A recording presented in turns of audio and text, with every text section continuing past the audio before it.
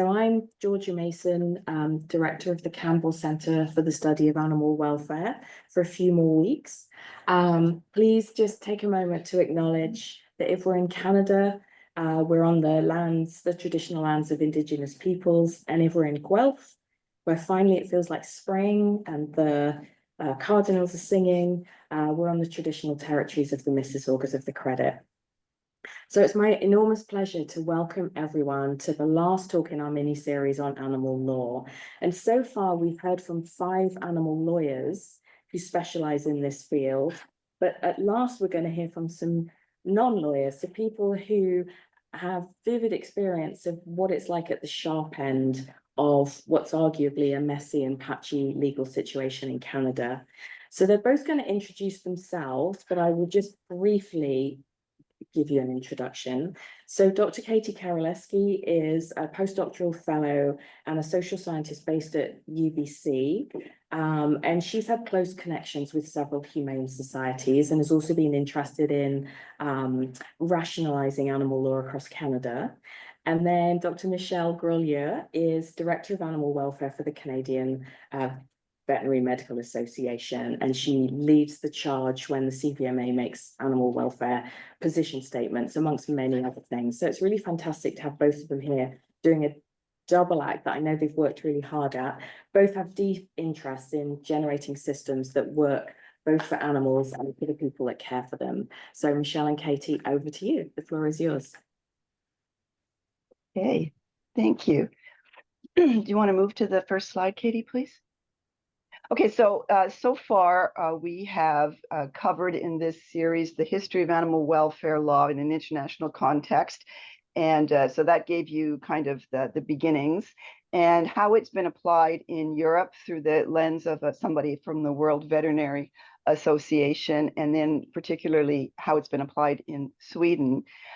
We've heard about the problems with Canadian animal welfare law from the perspective of an animal welfare lawyer with animal justice, and what the outcome has been of the introduction of the recognition of animal sentience in Quebec provincial law. So the hope for today is to provide you with a slightly different user-focused perspective to kind of round it all out. Next slide, please. So just going to brief outline here. So we're going to talk about our backgrounds, our work, our research, high-level overview of the current animal welfare law in Canada. And this is going to be super high level because you've already heard it all in previous sessions. I'm going to do a slight deeper dive, pardon me, into non-regulatory bodies. And Katie's going to walk you through a paper that she co-authored with 2 other subject matter experts on harmonized approach to animal welfare law, some of her field work in BC that will kind of put it all into focus. And then we're going to take a step back and look at what we need to reflect on as a society before we try to move forward. Okay, next slide, please. Okay, so I graduated, so I'm going to talk about me for a second. I graduated from OVC a very long time ago, and I've worked in a lot of different areas, including large animal. I've worked in a world-class accredited zoo. I had a companion animal practice for many years where I did a lot of exotic work. I have worked in lab animal as a staff veterinarian and later as a director of an animal use program.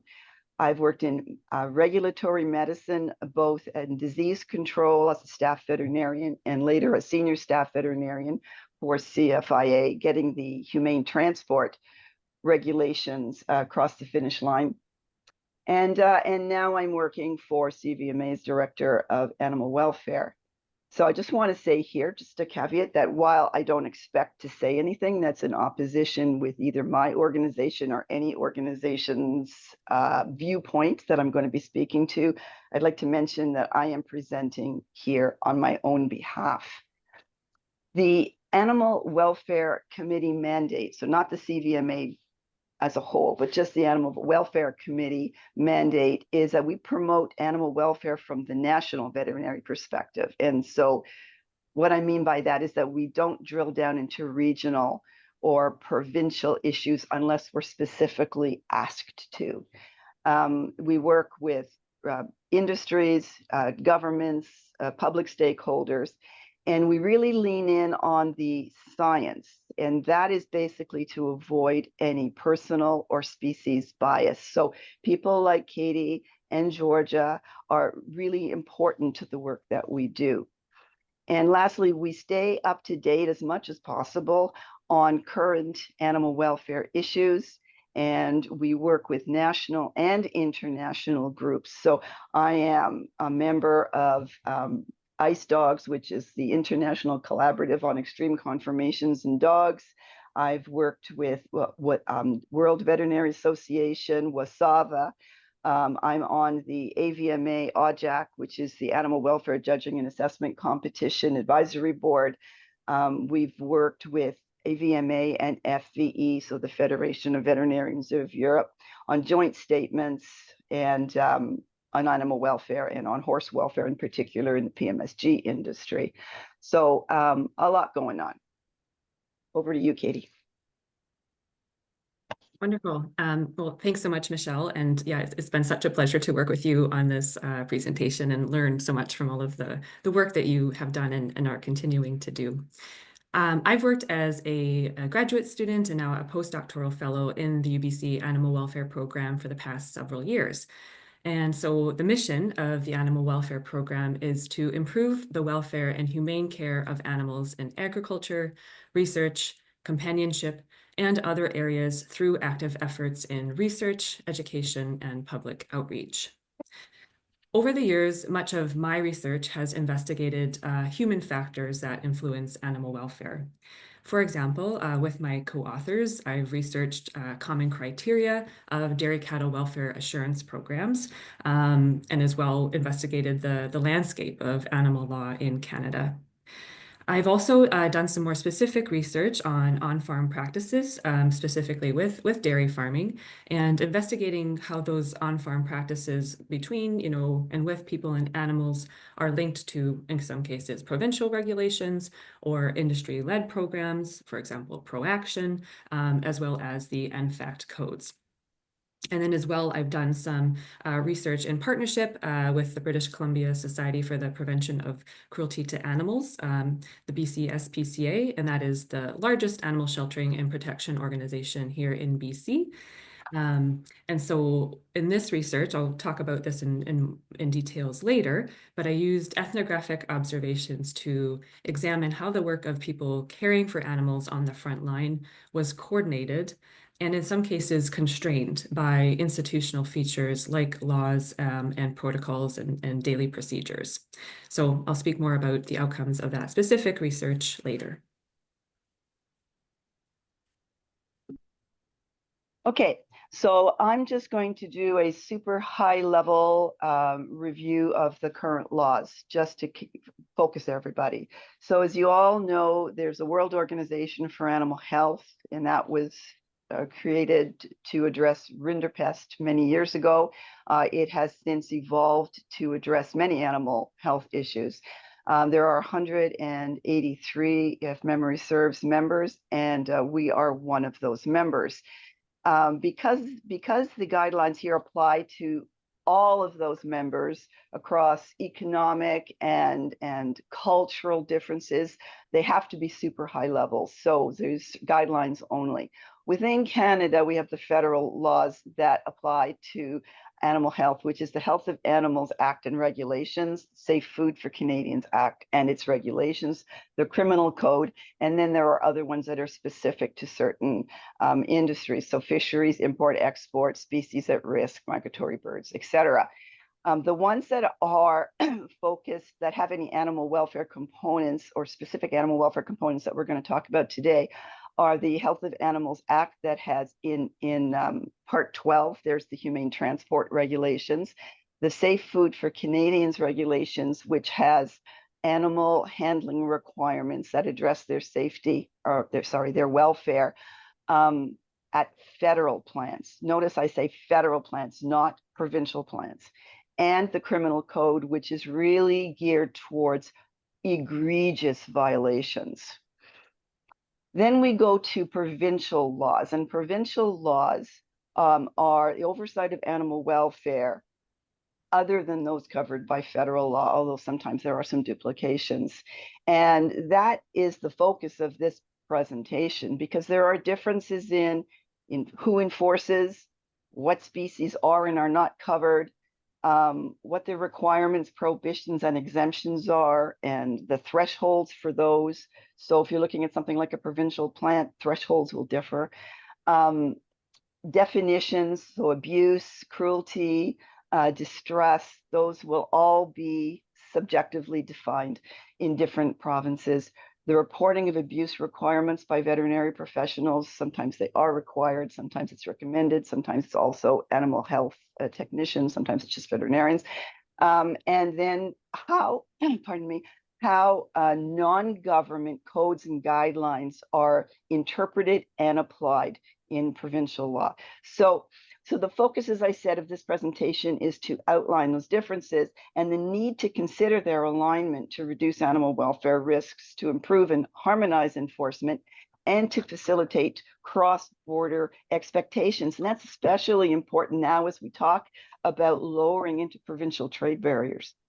Because of the current political situation, this is a unique time in our history where Canada is more united than it has been, certainly in my lifetime, and that lends itself to stronger alignment across all of the provinces. Next slide, please. Okay, so here I'm just going to kind of do a little bit of a deep dive into non-government bodies to give you a different perspective from one that you may have already been provided with. So we've covered the federal and the provincial regulations, and Katie will cover some municipal regulations a little bit later. But here I'm going to focus on the non-government guidelines, so NFAC, CASA, CCAC, and a few others. And I'm going to do a bit of a deeper dive into NFAC and CCAC in particular, because I think, because I have some personal experience with them. So under the umbrella of Animal Health Canada are NFAC, Canadian Livestock Transporters, Emergency Management, and the Canadian Animal Health Surveillance System. So NFAC, and here I'm going to say that, full disclosure, that when I was at CFIA, I participated in 2 code development committees. And since I've been at CVMA, I have been on the board of directors of NFAC. I've been on the executive, and now I'm present as the CVMA staff liaison. So I do have intimate knowledge of the workings. Concerns have been raised by about NFAC by previous speaker, but also by many other animal advocacy groups as well. And what we've heard many times is that NFAC is largely industry driven, that industry controls the decisions, and that there are only 2 advocacy groups. So decisions are largely based on industry concerns. To that, I can say that through my lens is that it is truly a multi-stakeholder organization. True industry is there, and they need to be there, but so are research and ethics, veterinarians, provincial enforcement, federal regulators, retailers, and of course advocacy groups. And several of these have animal welfare as a very high priority. In fact, the vice chair of NFAC right now is a veterinarian and a past chair of the CVMA Animal Welfare Committee and a past recipient of the Merck Humane Award. So animal welfare is a very high priority. As part of the process, they always do a deep review of the science. They identify any gaps in the science, and that will inform future research. It's consensus driven. The process is evolving. They just got through a huge governance review. I can say that opinions are heard and shared, that discussions can be really hard. They're challenging, they're often heated, but they're always respectful. And keep in mind that these are referenced in provincial legislation, so the wording and the nuance of the wording is very important, and the requirements have to be carefully written. So industry is, of course, going to scrutinize every word because they are, after all, the most impacted. I will say that the organization is unique in the world. And even though the discussions are very hard, that we need to hear all of the different point of views. And respectful dialogue is always a good thing, and it speaks to who we are as Canadians. So I really think that it is a truly Canadian effort. I'm going to go on to CASA now. I'm not going to say much about CASA, but because I've never been on an assessment myself, but we do have a representative on our committee that is a subject matter expert, and he goes on CASA assessments.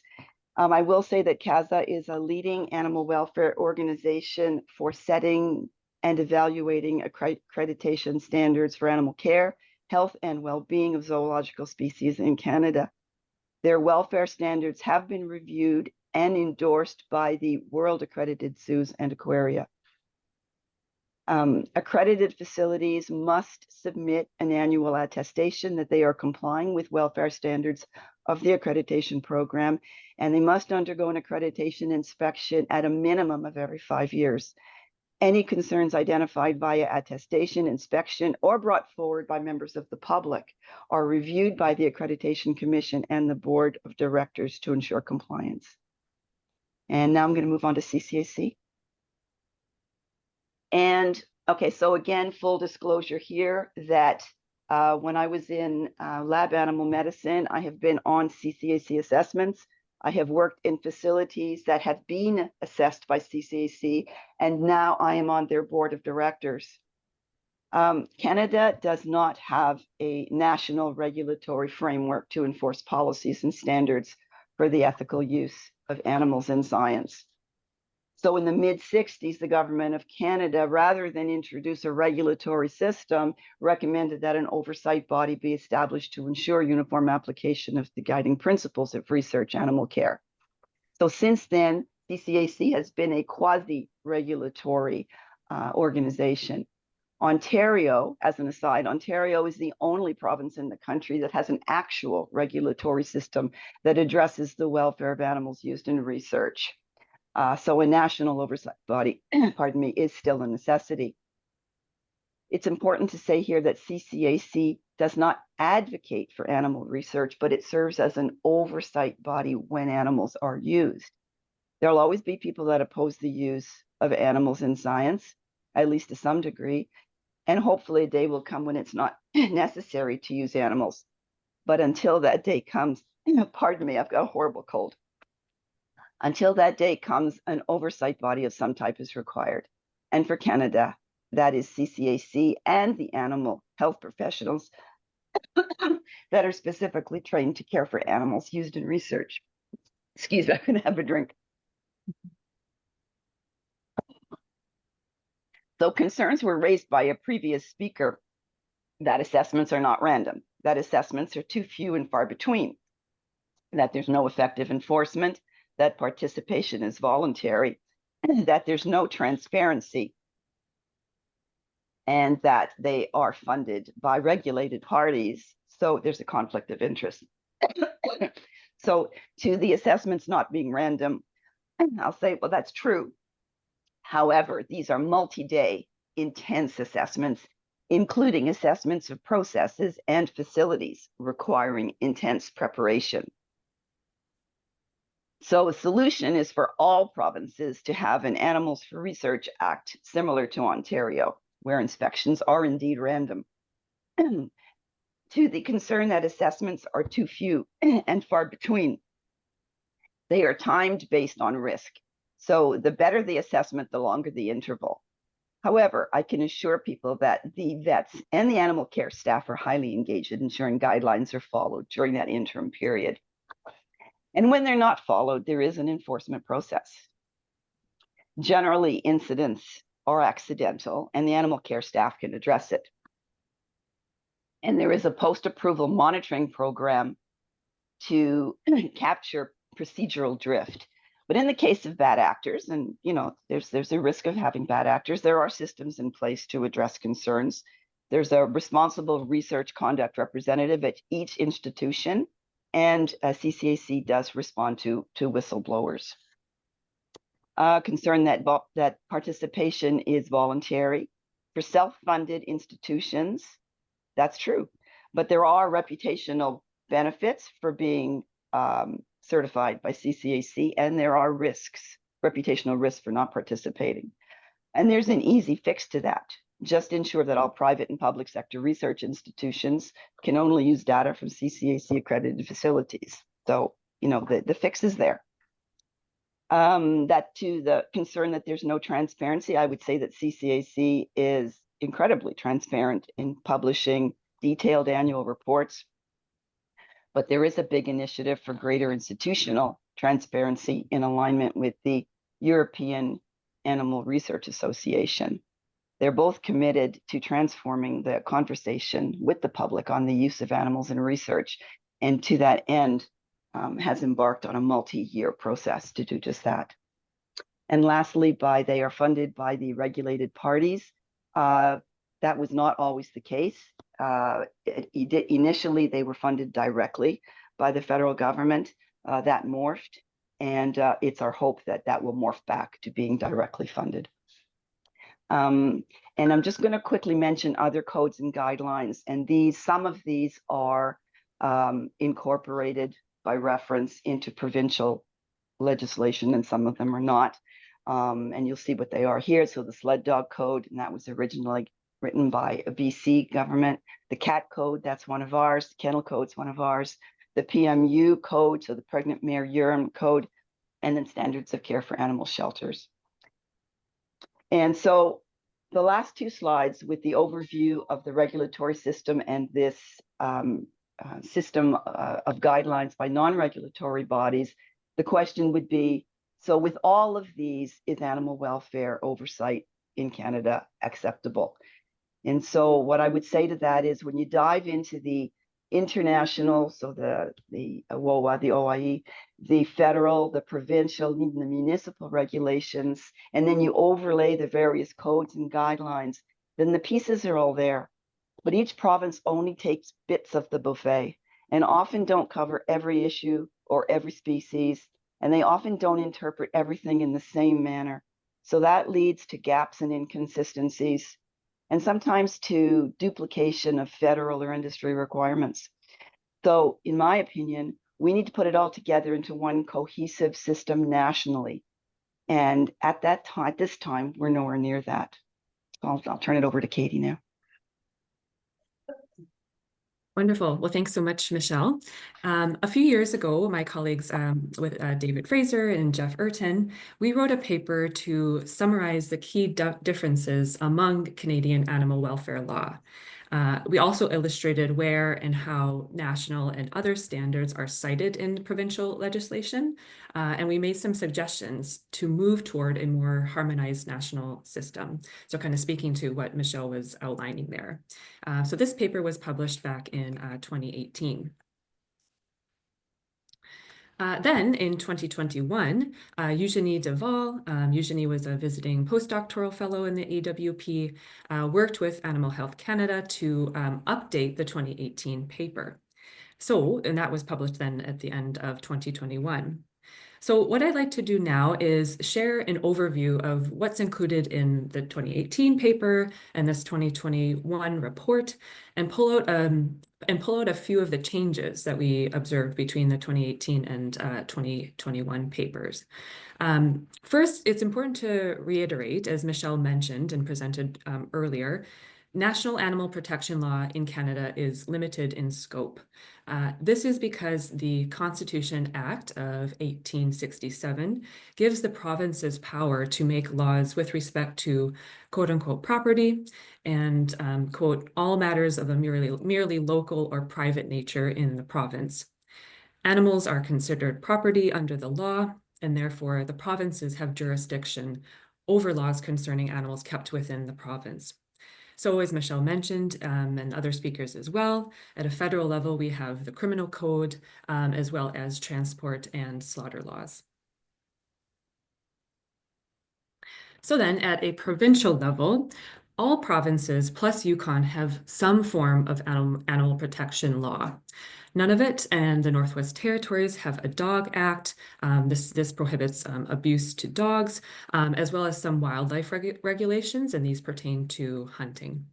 And then provinces under their respective Animal Protection or Animal Welfare or Animal Care Act, the names vary a bit, they will then have and develop regulations that fall under that provincial law, with, for example, those standards that can be referenced, as Michelle mentioned. So in our paper, we highlighted a few features of provincial animal protection law.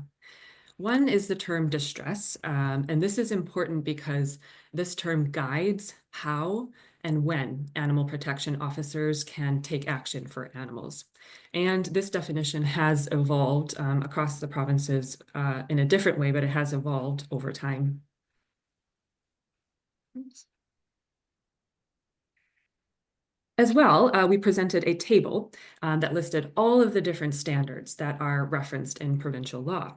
So in some cases, NFAC codes are cited as generally accepted practices in the provincial animal welfare law.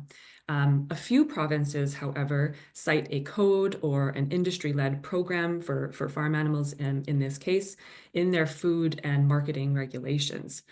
For example, in the Egg Farmers of Alberta marketing regulations, and that falls under the Alberta's Marketing of Agricultural Products Act.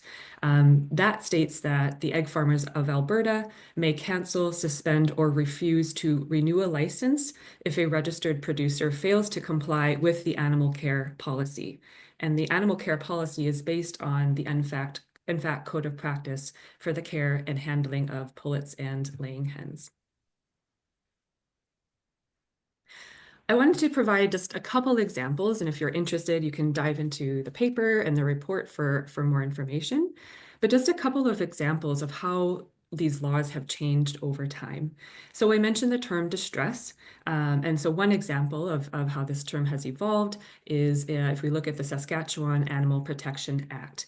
So in 2018, an animal was considered to be in distress if the animal was deprived of adequate food, water, care, or shelter, if the animal was injured, sick, in pain or suffering, or abused or neglected.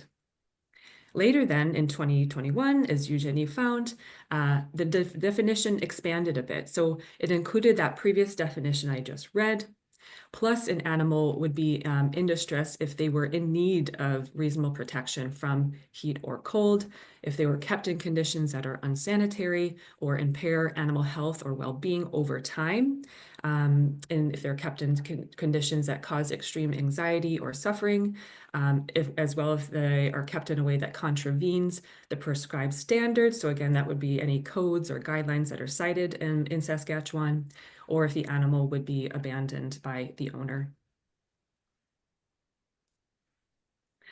Another example is on the NFAC codes and how these are referenced in provincial legislation. So for example, in BC, around 2015, the BC Prevention of Cruelty to Animals Act added the dairy cattle regulation. And this is where they cited the NFAC code for the care and handling of dairy cattle as a generally accepted practices. In 2021, they repealed that dairy cattle regulation and replaced it with the Animal Care Codes of Practice regulation. And so that was in 2019. And in this case, they cited all of the major farm animal codes. So dairy cattle plus beef cattle, pigs, foxes, mink, etc.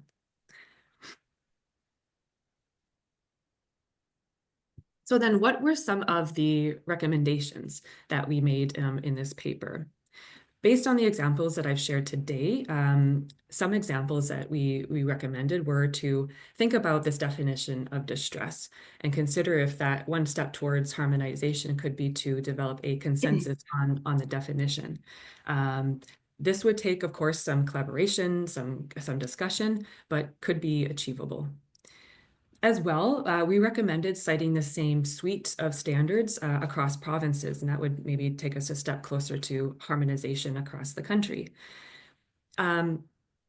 it's important to acknowledge Canada is an incredibly diverse country. And so, in some cases, it might not make sense to cite a dairy code if there is virtually no dairy farming in the province, for example.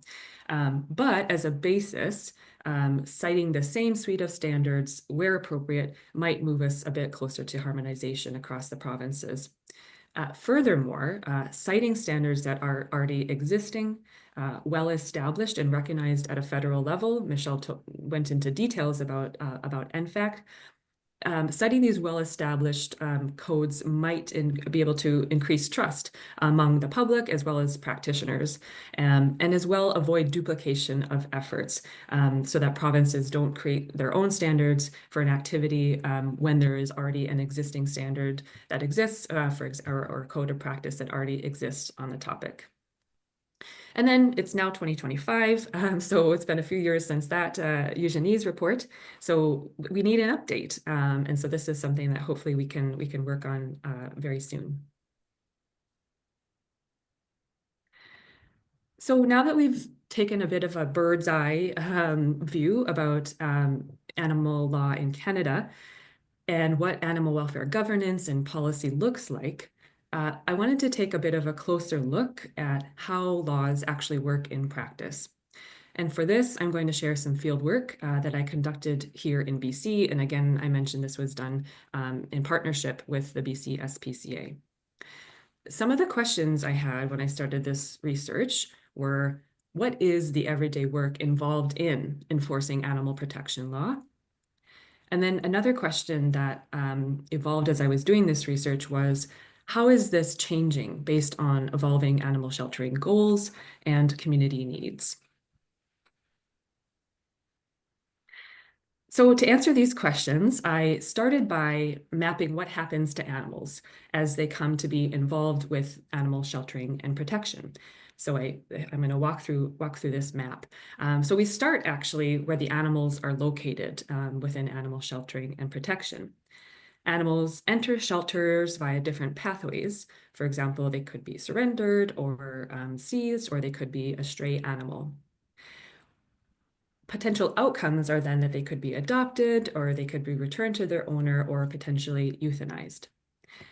If we go back to, when the animal enters the shelter, they're experiencing many new things, new smells, noises, people, animals, food, housing, routine in an area. So this is what, if we think about where the animal is located, some of the things that they might be experiencing. Of course, these animals are having these experiences, but there are also many different people who are involved in working with these animals in their daily work. For example, we have veterinarians and vet techs who are doing intake procedures and assessing the physical health of the animal. We have volunteers and frontline staff who are providing the daily care and management of these animals. We have animal protection officers, so they might be involved if the animal is part of a cruelty case or a neglect case. We have animal owners or potential owners or previous owners who might also be involved. And then increasingly, I'll talk about one welfare initiatives in a bit, but we have the intersection and the coordination of work between animal social services, animal shelter staff, and human social services working together at the interface of people and their animals. Importantly, these people are all doing work that is informed and organized by a variety, again, of laws, policies, and procedures. So at a very broad level, we have the criminal code, we have provincial law, and as well municipal law. And municipal law is really interesting. It varies across and within provinces. And then we have, particular shelter policies that will be informed and coordinated with provincial or municipal law to some degree, to different degrees, depending on what it is. And there, might be specific shelter goals that the shelter is trying to achieve. As well, there are different intake and assessment procedures that people might be following regarding animal health or animal behavior, as well as job responsibilities. So this is another kind of work procedure or related to the work procedures that people are going to be doing, and definitely inform the work that these people do and therefore the work that they do with animals. So this map doesn't include everything, but I hope it gives you an idea of what I am calling the institution of animal sheltering and protection is. That is this complex set of policies and laws and people working to coordinate and enforce these laws and policies. And for this research, I focused on, well, what does this mean for the animals that come to be involved when they come into this institution of animal sheltering and protection? So what did my research involve? I used a research approach called institutional ethnography. This is a research approach developed by Canadian sociologist Dorothy Smith. And what Smith did when she started this work was she was really interested in examining the everyday work processes of people working in institutions. She was more focused on the institutions of healthcare, for example, or education. And she dived into this to really understand how everyday work practices were informed by these overarching institutional laws and policies. So then I applied this approach to understand, well, how is the frontline work of people caring for animals coordinated and in some cases constrained by institutional features such as laws, policies, and procedures? How did I go about doing this? I used a variety of different methods. Primarily, I used a lot of ethnographic observations, and this was done with people and animals. So I spent time in shelters, observing work processes, shadowing people as they did their work, and then also observing the animals and kind of, in a sense, what they did every day as they were, being assessed or waiting to be fed or walked and things like that. I then also got to participate on ride-alongs, and this is where I was able to go out on the road with animal protection officers to understand how they did the work of attending calls of concern that members of the public had about animals. I also spent some time at the Cruelty Call Center with the call operators. I did a lot of interviews and focus groups as well. And then, of course, a big portion of understanding, institutional processes and features is to look at the texts and the documents, physical and digital, that people would use and refer to in their work. So today, I just want to share some of the main findings of this work. And first, I'm going to focus on the work of call center operators and animal protection officers. So the question here that I wanted to look at was, what happens when someone reports a concern, and what challenges arise for people and animals? And to do this, I'm going to build a map to examine what this process looks like using a specific case. The dates are approximate, but not the exact dates to protect any concerns with confidentiality. So I'll first call your attention to the legend here. So the light gray boxes with the rounded edges, that's describing a work process, so an activity that people were doing. And then the sharp edged squares, that's a darker gray, that's referring to the document or the text that people were using when they were doing this work. So first I'll discuss call center operator work. So I spent some time at the call center and as in BC. And as a broad reminder, in Canada, across most provinces, if people have concerns about animals, most provinces have people telephone a call center or the emergency hotline or something like that. So I really wanted to observe this process. So here in BC, I sat next to the operators and I saw how their work was mainly organized by two sets of laws, one being municipal law, and then also the BC Prevention of Cruelty to Animals Act, the PCA Act. And in particular with the PCA Act, it was the term distress that kept entering into their work a lot. Municipal law in BC varies greatly across the province. For example, it includes rules regarding whether cats can roam outside, or rules regarding, for example, dog tethering or dog leashing, etc. So the first step of what an operator would do when a caller would phone in, they would first ask the caller, well, where are you calling from? What city? They would then pull up this massive folder on their computer, and this would have a list of all the different municipalities and all of the different laws. So the first step was to determine, well, is the situation allowed or not allowed in that municipality? Then, if it turned out that the situation did not fall under municipal law, the operator would then proceed and ask questions to determine if the animal was in distress.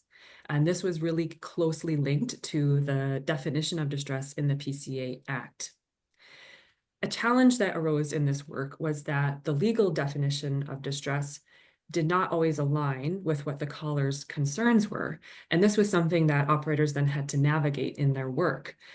For example, one call I observed, the concern was about a dog that was left alone for the majority of the day and was outside. This alone was not grounds for investigation, but the caller then also expressed that, how the dog was looking, and the dog's coat looked somewhat rough. So the complaint was then entered, and the concern was about matting, which could be linked to the definition of distress.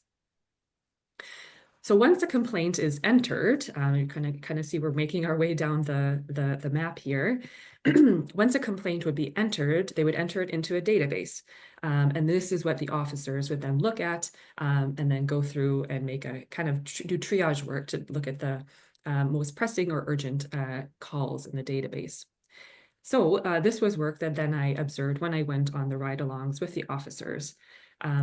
I have the next box there is officer attends, and this was attending a call was a really routine task that they do all the time, and so this is when they would go to the property, visit the property, try and make contact with the owner and maybe try and see the animal. And so here, another observation was that there was a strong need and focus on respecting privacy and property, and also trespassing laws. So these were just, another law that kind of entered into officer work as they were doing their work and responding to these calls. Often, if people were at home at the time, officers would do posting work, and they would post a little tag on the door that would say, we stopped by, here's the concern, here's my contact information, would you please reach out? And then how quickly they would go back to visit the property again to make contact with the owner would often depend on the urgency of the situation. So here's what happened next in this case. So went on, on the 5th, and then a few days later, weren't able to make contact the first day, so went back a few days later. And here they were actually able to attend and then post again, but in this case, make contact with the owner, and they were able to discuss the concern and then issue an order. So orders can be given to owners that detail specific criteria of what the owner needs to do or what the officer is asking the owner to do for their animal to ensure that that animal is not in distress. In this case, there was a health concern for the animal, and the owner said that they would be able to take the dog to see the veterinarian for an exam. So this was part of the order that the officer issued, that the owner agreed to, and that was closely linked to, again, the definition of distress. And then what the officer was asking the owner to do was clear and written out.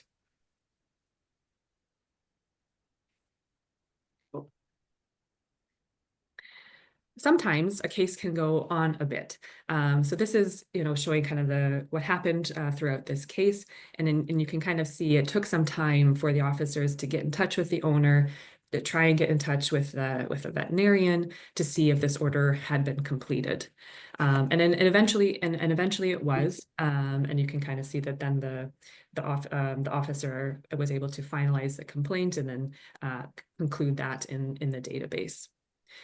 To summarize, following the Prevention of Cruelty to Animals Act, officers have to give people chances to respond to the order, and during this time, the animal's situation cannot always be assessed or addressed. And this was frustrating for operators and officers, as well as frontline shelter workers. Some of these constraints arose when concerns held by the public, as well as officers and operators, when their concerns did not align with the actions that they could take in animals, because again, they were following this definition of distress of when they could take action, as well as municipal rules.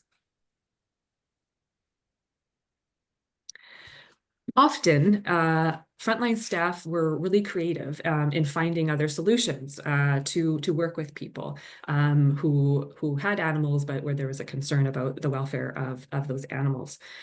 During my research and observations, I noticed that frontline staff in shelters and in the community were doing so much work to support people and their animals. And they would often say things like, we're keeping families together. This is the importance of the human-animal bond, maintaining the bond between humans and animals. And so what did this mean for frontline work? This is a shift in animal sheltering goals and strategic plans from punitive to supportive measures. And one welfare programs then involve, for example, low cost or free veterinary assistance, animal supplies, and emergency boarding.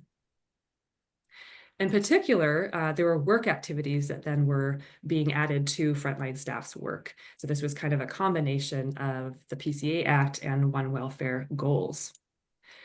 On the one hand, there were often, positive outcomes of, the provision of supplies, financial assistance, etc. And so this is when officers would, regularly stock their trucks and go out to support people who were needing supplies to improve the welfare of their animals. And so this worked really well in some cases.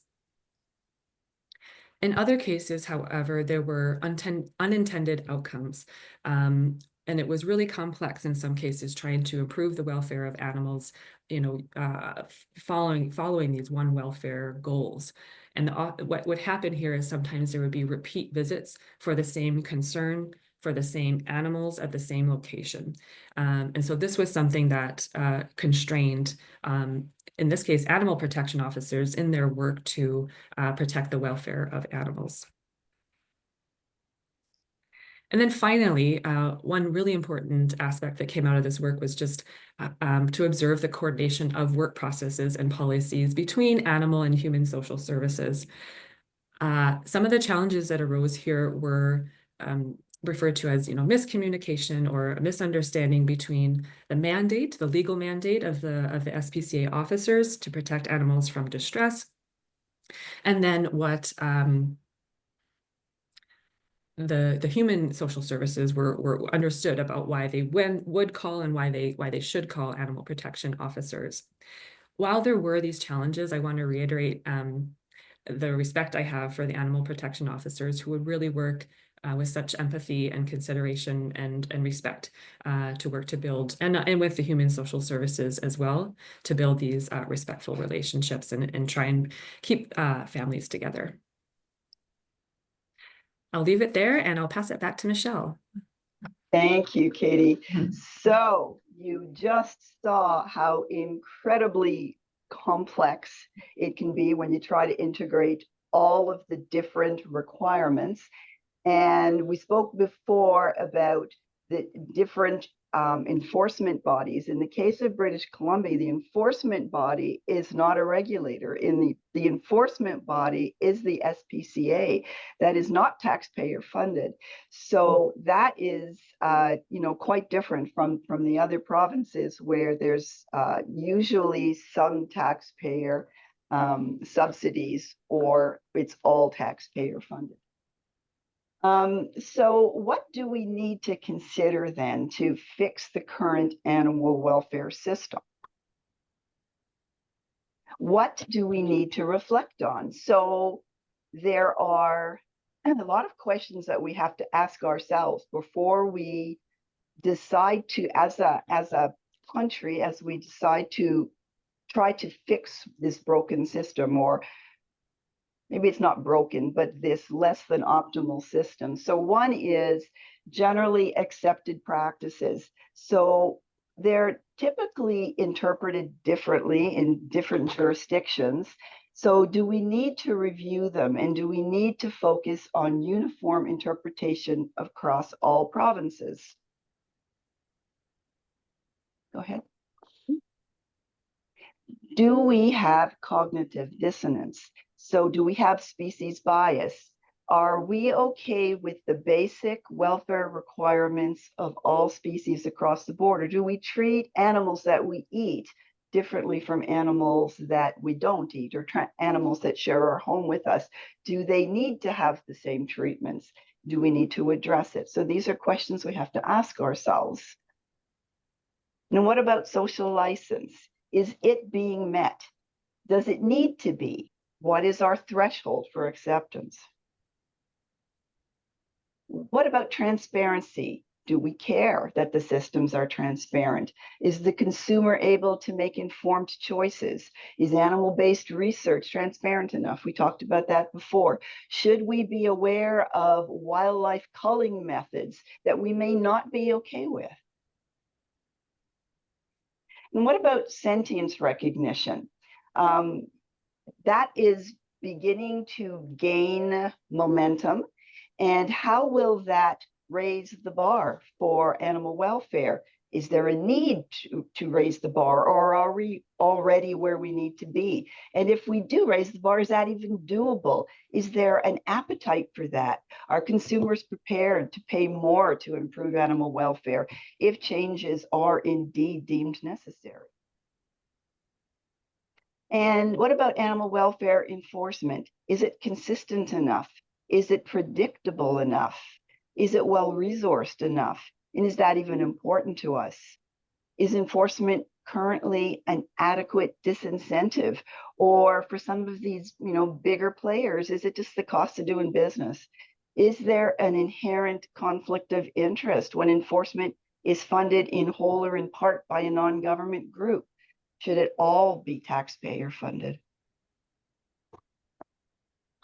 To add, we talked a little bit about harmonization and some ideas about what that might look like to harmonize the current patchwork of laws that we have across the country. So this could look like developing, a consensus on adopting or citing some of the non-legislative guidelines and codes, let's say across provinces, while also respecting that Canada is a diverse place. And so thinking about where citing different codes would be appropriate. And then, excuse me, and then legal terms. We talked about the term distress, and this is a really important one that appears in all provincial law, but is defined differently and has evolved over time. So this might be another opportunity, would be a challenge, but a really important one for people to discuss and think about if we could get a consolidated and agreed upon definition. And then finally, One Welfare. Increasingly, One Welfare goals and aims are being brought into the everyday work practices of people working with animals, not only in animal sheltering and protection. Also, there's a lot of work happening with in farm animal agriculture, as well as in animal research, that's trying to recognize how human mental health, how animal welfare are so connected. With this push and this focus on One Welfare, it does mean that it can shift the work that people are doing, and then shift, what policies are there or might be evolving and be added. So I think this is something we'll pay attention to more and more in the future. Michelle? So a previous speaker suggested that the solution to the animal welfare patchwork is that animal welfare should be under a federal regulator. At this time, in my opinion, federal jurisdiction is highly unlikely due to the Constitution and the division of powers that we've mentioned. But we can work towards better alignment of the provinces. But we need to find out where the gaps are. There are too many moving parts, as you probably have concluded from this presentation, that need to be compared and contrasted in a deep dive. We need a dedicated and resourced effort. A few options here would be a federal provincial model with a specific mandate to harmonize animal welfare laws, a Senate or a similar federal oversight body to report on the risks and solutions, a specific task force with clear timelines and deliverables, or something else, a research team, etc. However, especially now given the political events and the stronger provincial ties that are forming and will hopefully continue to strengthen, we may have improved opportunities for alignment, and that will be better for people and for animals. Go ahead, Katie. So what we first need is we need political will. And that means that politicians have to be willing to look into the issue. And that's often tied to external events. And those external events, I would argue, are happening now, and to the effective lobbying. And then that is tied to resources, which is funded by taxpayers, again, as a result of political will. I'll add again that we, talked a lot about better alignment across the provinces and what that work might be involved to get there. And then finally, researchers and other subject matter experts who are willing to do the work. So we have two people, Michelle and I, here today, many others, I'm sure, who are willing to do the work. And hopefully now is the time to make that happen. Just a quick note, this is the next presentation. And then we'll conclude our talk there and welcome any questions. Thank you so much for your attention.